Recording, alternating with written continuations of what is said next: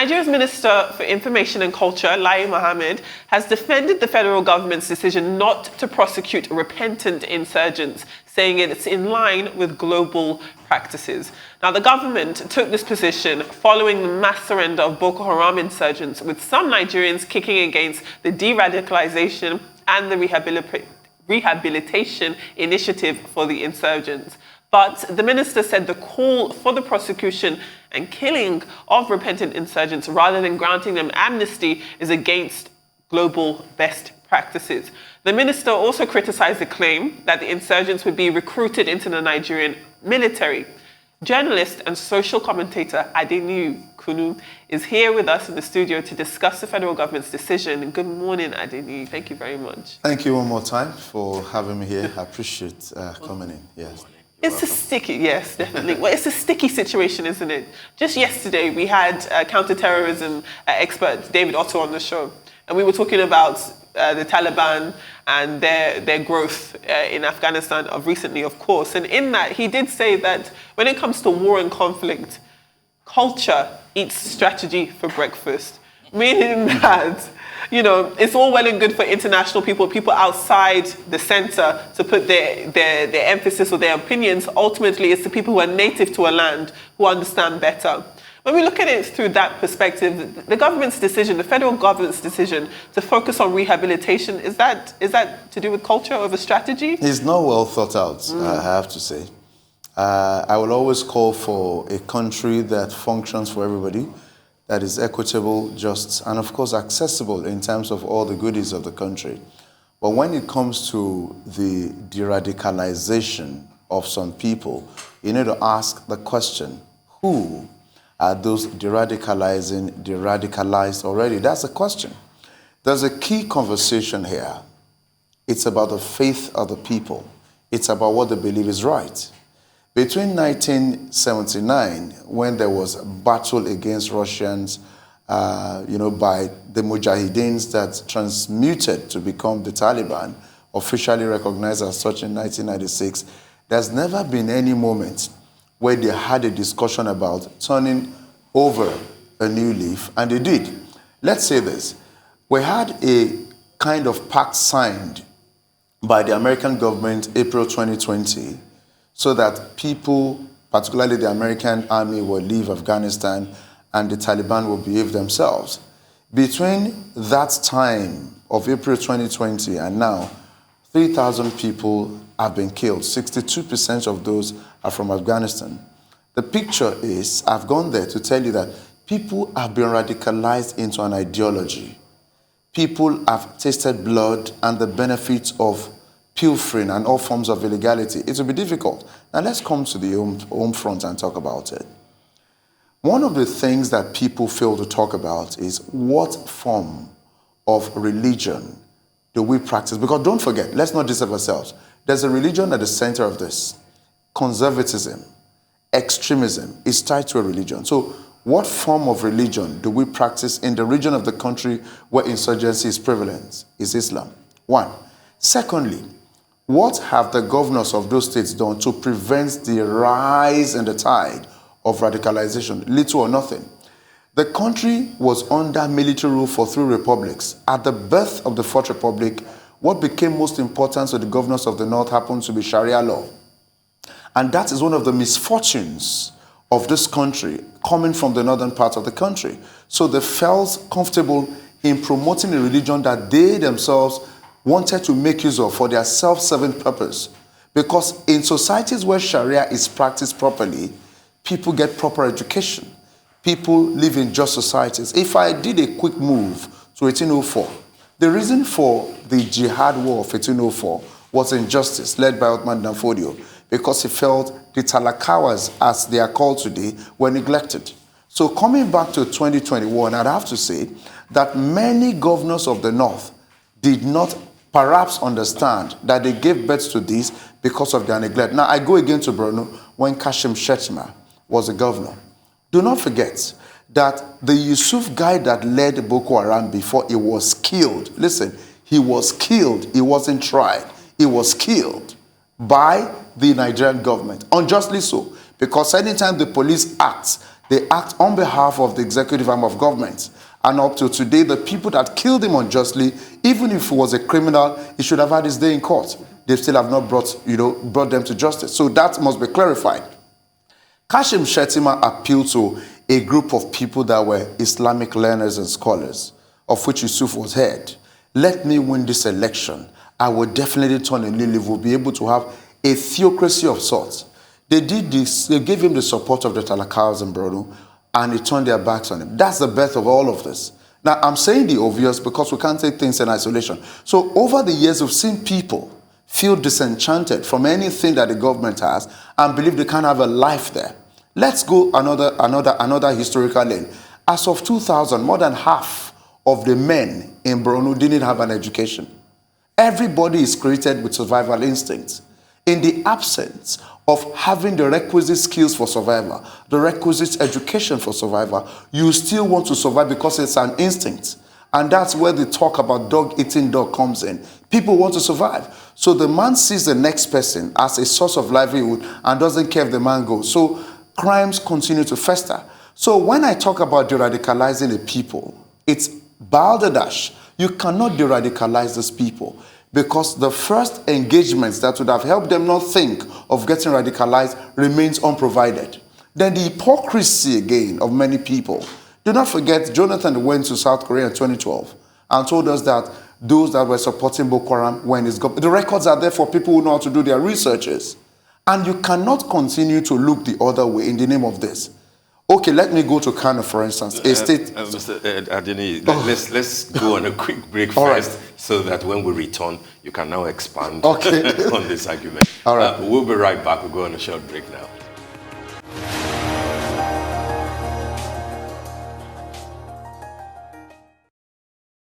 Welcome back to the morning show here on Arise News. We're still joined by journalist and social commentator Adeniyi Kunnu, and the topic of conversation is still the government's decision to rehabilitate. It seems to be taking a holistic approach. Before we went on break there, you were talking about how history has played a very strong role in what we're seeing here. Please continue. Now, I want to say that it is impossible to de-radicalize a people if you have not rehabilitated those at respective IDP camps.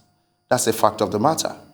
A situation where the offender is suddenly given a new attirement. Attirement, my coinage, don't check your dictionaries, please.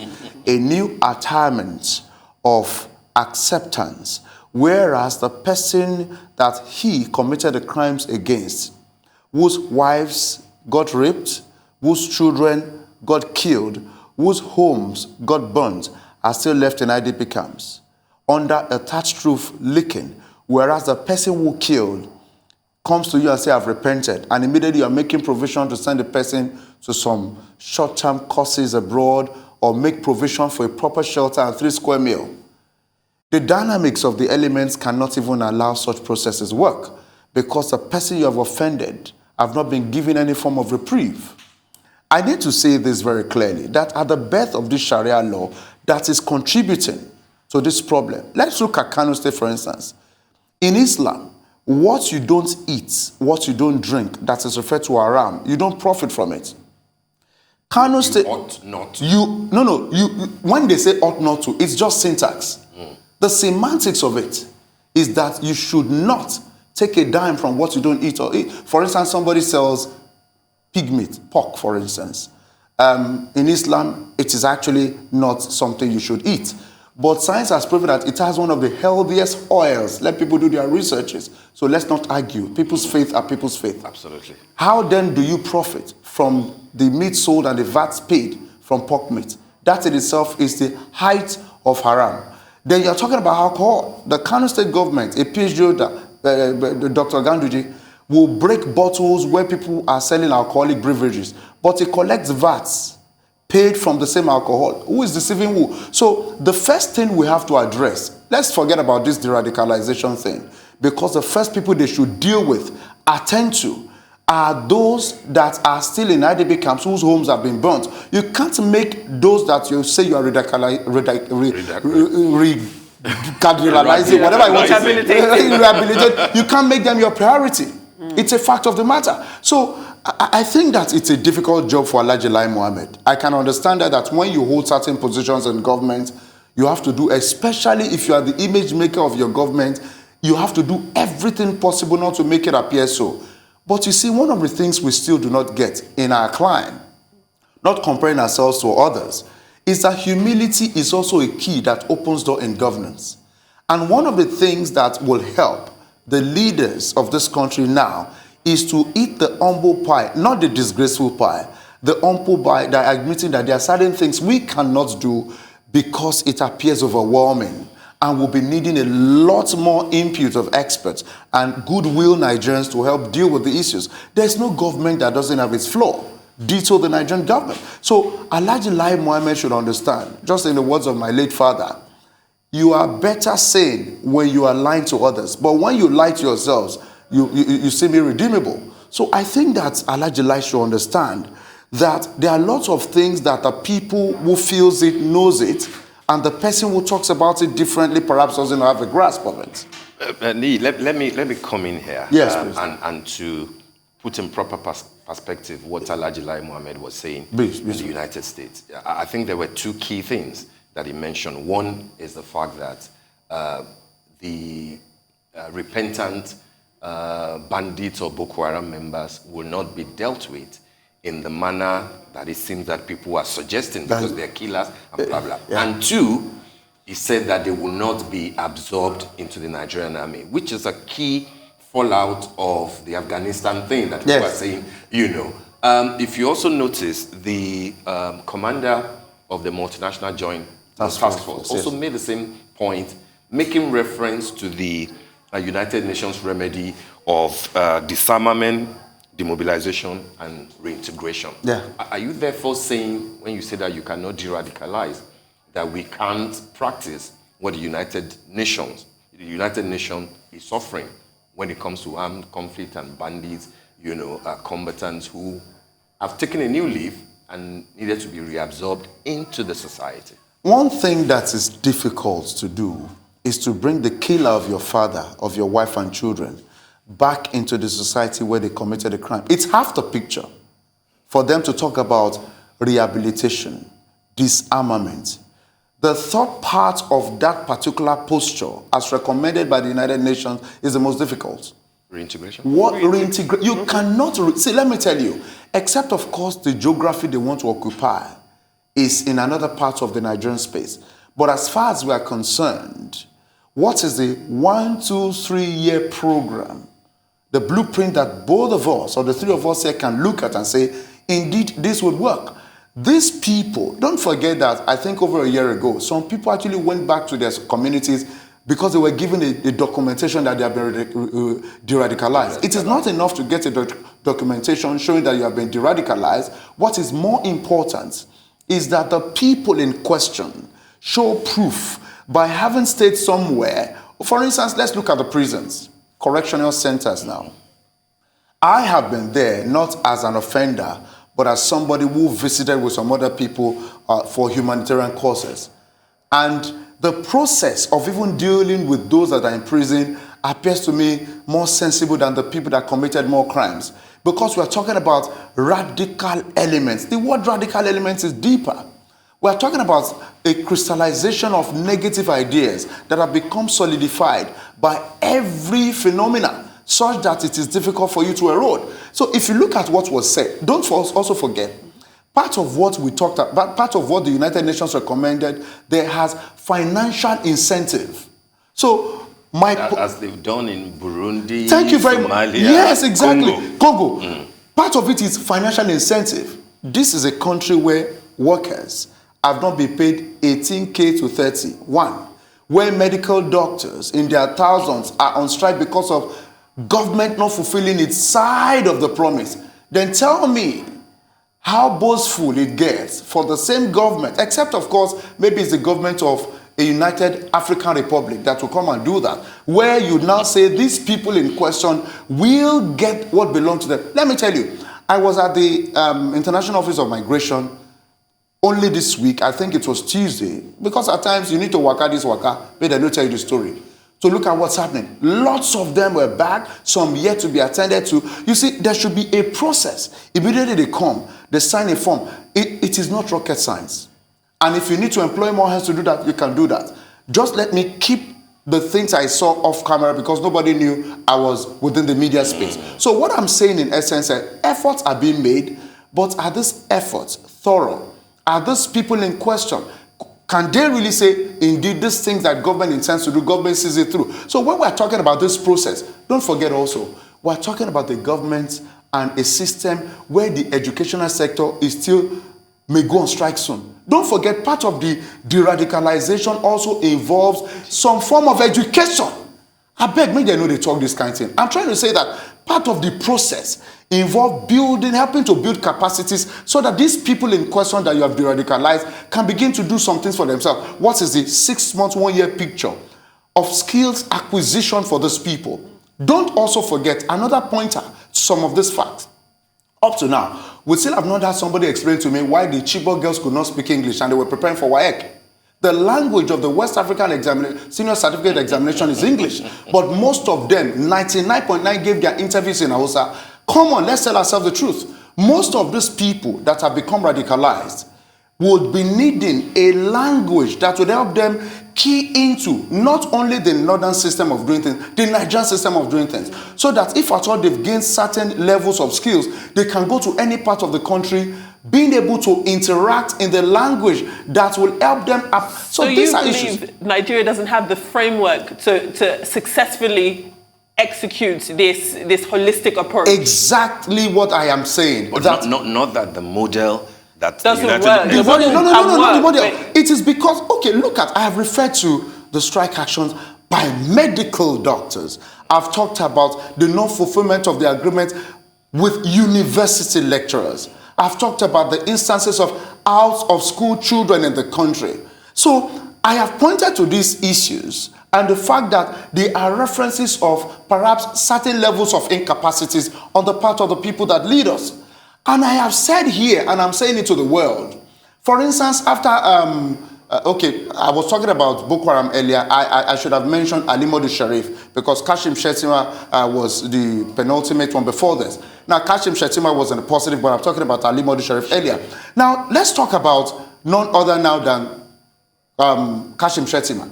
He built some schools. I have personally said that part of what can help is you can come to the South, for instance, and ask for help. You know, one of the things that the people up north lived, because I've lived there and I still have very good-minded people and friends there, literacy is one thing that is key. Literacy.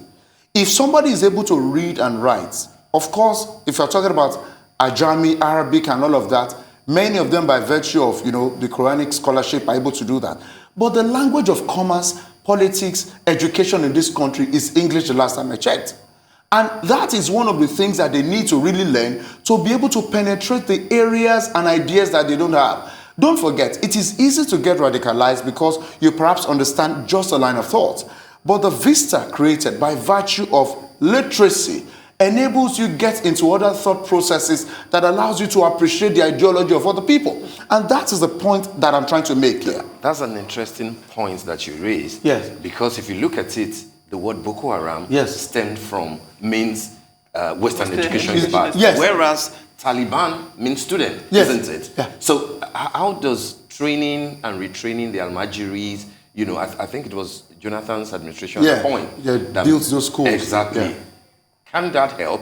And then more importantly, in making this point, don't you think that those who are behind these ideas will use what the federal government did to the ex-militants that were rehabilitated, you know, from the Niger Delta, send some of them even abroad, etc. If it could be good for them, why will it be bad that they are trying to rehabilitate? Oh, that's another very good, because I know some people you actually sounded some people's thoughts who perhaps are watching us at the moment. But you see, we don't have those things on the same platter. The people in the Niger Delta, as many people have said or opined, are talking about addressing the injustices done to the soil. I've traveled in the creeks where the pipes are. I've entered the forest. And I know that the penury and the poverty of the real owners of Nigeria's mineral resource is incomparable. Forget about all the rappers you see, the Niger Delta people tie and all that. Those ones are still having their 3 square meals. The real people whose ancestral homelands are around where the pipelines are, they live in abject poverty. And for those who took up ammunition to fight for them, I think they did that, although not justified, to call attention to those things that perhaps many of them don't see. I dare say that the president has never, maybe during the Civil War, maybe actually went to Saudi Arabia, but there are some uncharted grounds now that I can tell you that Nigeria's petroleum minister, in the person of President Muhammadu Buhari, has not visited those areas. And until he visits those areas, let them provide him all the security so that these things that I'm saying can be verified.